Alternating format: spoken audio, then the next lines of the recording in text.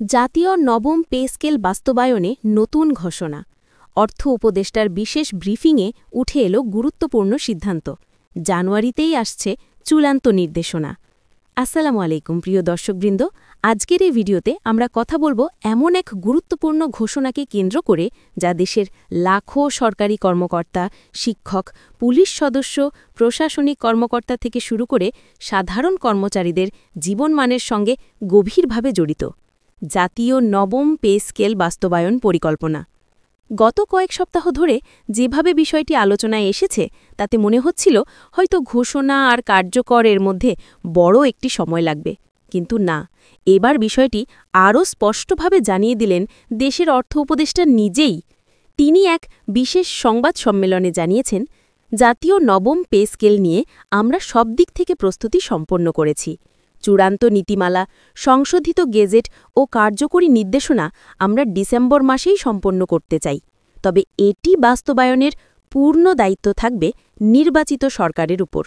অর্থাৎ এখন থেকে ডিসেম্বর পর্যন্ত হবে প্রাথমিক প্রস্তুতি, আর জানুয়ারিতে আসবে চূড়ান্ত বাস্তবায়ন নির্দেশনা। এবার আসে কিছু বিশ্লেষণে। পে স্কেল নিয়ে এই আলোচনা শুরু হয়েছিল গত বছরের শেষ দিক থেকে। কর্মচারীদের দীর্ঘদিনের দাবি ছিল মূল বেতন ও ভাতার সামগ্রিক পুনর্বিন্যাস। কেননা বর্তমান বাজার দর, দ্রব্যমূল্য ও দৈনন্দিন খরচের সঙ্গে পুরনো কাঠামোটা একেবারেই খাপ খাচ্ছিল না। এখন নতুন কাঠামোয় যেমন বেতন বাড়ানো হচ্ছে, তেমনি ভাতা ও সুবিধার ক্ষেত্রেও বড় পরিবর্তন আসছে। নতুন কাঠামোর কিছু মূল দিক: সর্বনিম্ন বেতন প্রস্তাবিত হয়েছে ৩৫,০০০ টাকা। সর্বোচ্চ বেতন ১,৭৫,০০০ টাকা পর্যন্ত উন্নীত করা হচ্ছে। বাড়ি ভাড়া ভাতা সর্বাধিক ৫০% পর্যন্ত বৃদ্ধি পেতে পারে। দুর্গম এলাকায় কর্মরতদের জন্য বিশেষ ভাতা ৫,০০০ টাকা পর্যন্ত রাখা হচ্ছে।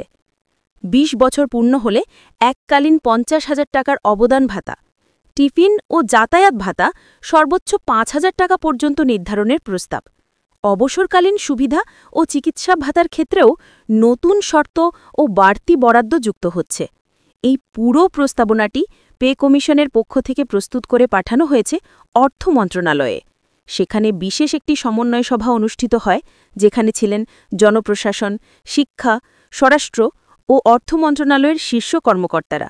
এই সভায় মূলত ৩টি দিক নিয়ে বিস্তারিত আলোচনা হয়। ১. রাজস্ব ঘাটতি সামাল দিয়ে কিভাবে কাঠামো বাস্তবায়ন করা যায়। ২. কোন খাতে কতটা ভর্তুকি কমিয়ে এই বরাদ্দ বাড়ানো সম্ভব। ৩. জনবল কাঠামোর সংস্কার করলে বাস্তবায়ন আরও কার্যকর হবে কিনা। অর্থ উপদেষ্টা বলেন, আমরা এই কাঠামোকে বাস্তবসম্মত রাখছি। অতি ব্যয়বহুল না করে জীবনমানের সাথে সামঞ্জস্যপূর্ণ একটি বেতন ব্যবস্থা আনতে চাই। এবার শিক্ষা ও স্বাস্থ্য খাতের কথা বিশেষভাবে উল্লেখ করা হয়েছে। শিক্ষক সমাজ দীর্ঘদিন ধরে দাবি জানিয়ে আসছিলেন গ্রেড ভিত্তিক ব্যবধান কমানো ও বিশেষ শিক্ষা ভাতা পুনর্বহাল করার। পে কমিশনের প্রস্তাবে এই বিষয়টি স্পষ্টভাবে অন্তর্ভুক্ত করা হয়েছে। স্বাস্থ্য খাতেও এসেছে ভালো খবর। নাইট ডিউটি ভাতা, ঝুঁকি ভাতা ও পোশাক ভাতা সবকিছুর হার বাড়ানো হয়েছে। এমনকি মাঠ পর্যায়ের স্বাস্থ্য সহকারীরাও পাবেন নতুন ভাতার আওতা। অর্থনীতিবিদরা বলছেন, এই নতুন স্কেল বাস্তবায়িত হলে একদিকে যেমন কর্মচারীদের ক্রয় ক্ষমতা বাড়বে, অন্যদিকে স্থানীয় বাজারেও একটি ইতিবাচক সঞ্চালন হবে। তবে রাজস্ব ঘাটতি মোকাবিলা, বৈদেশিক মুদ্রার সংকট ও বাজেটের ভারসাম্য, এই ৩টি দিকেই নজর দিতে হবে সরকারকে। অর্থ উপদেষ্টা স্পষ্ট করেছেন, ডিসেম্বরের মধ্যে সব প্রস্তুতি সম্পন্ন হলে জানুয়ারির দ্বিতীয় সপ্তাহে নির্বাচিত সরকার চূড়ান্ত অনুমোদন দিতে পারবে এবং সেই মুহূর্ত থেকে গেজেট প্রকাশের ৩০ দিনের মধ্যে এটি কার্যকর হবে। অর্থাৎ যদি সব ঠিকঠাক থাকে, ফেব্রুয়ারি থেকেই সরকারি কর্মকর্তা-কর্মচারীরা নবম পে স্কেলের বেতন পেতে শুরু করতে পারেন। প্রিয় দর্শকবৃন্দ, এই নতুন কাঠামো শুধু একটা সংখ্যার পরিবর্তন নয়, এটা দেশের সরকারি সেবা খাতের পুরো মান উন্নয়নের প্রতিচ্ছবি।